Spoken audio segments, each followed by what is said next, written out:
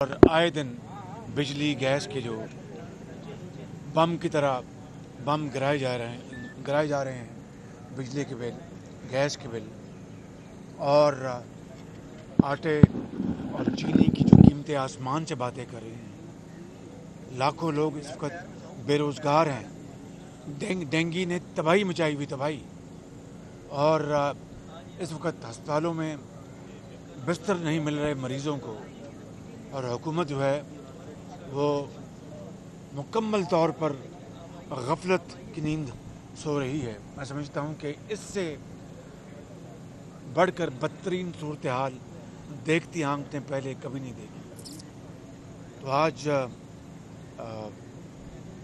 हज़रत साहब से जो तबादला ख्याल हुआ, उसका मरकज़ी जो नुक्ता यही था कि बतौर PDM और तमाम पॉलिटिकल पार्टीज़, तमाम जो इस मुल्क के अंदर रहने वाले वासी हैं, उनका न सिर्फ ये मुतालबा है बल्कि उनका हक़ है हम सबका कि इस मुल्क में फिल्फ और शफाफ इलेक्शन करवाए जाएं।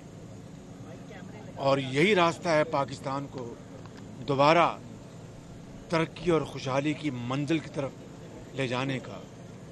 गो कि ये मंजिल आसान नहीं, अब ये जान जोखों का काम है। दिन रात मेहनत करनी होगी, इज्तिमाई काविशें, सलाहियतें, अजहान, बुरोकार लाने होंगे, तब जाकर हम दोबारा 2018 की पहली की सूरत हाल पे आएंगे।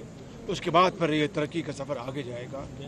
तो ये दिन रात का मैं समझता हूँ कि दीवानावार करने की ज़रूरत होगी। उसकी जो बुनियादी सीढ़ी है वो फिल्फ और शफाफ इलेक्शन है।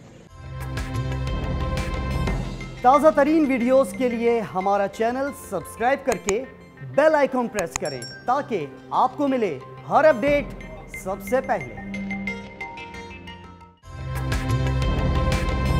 ताज़ा तरीन वीडियोस के लिए हमारा YouTube चैनल सब्सक्राइब करके बेल आइकन प्रेस करिए ताकि आपको मिले हर अपडेट सबसे पहले।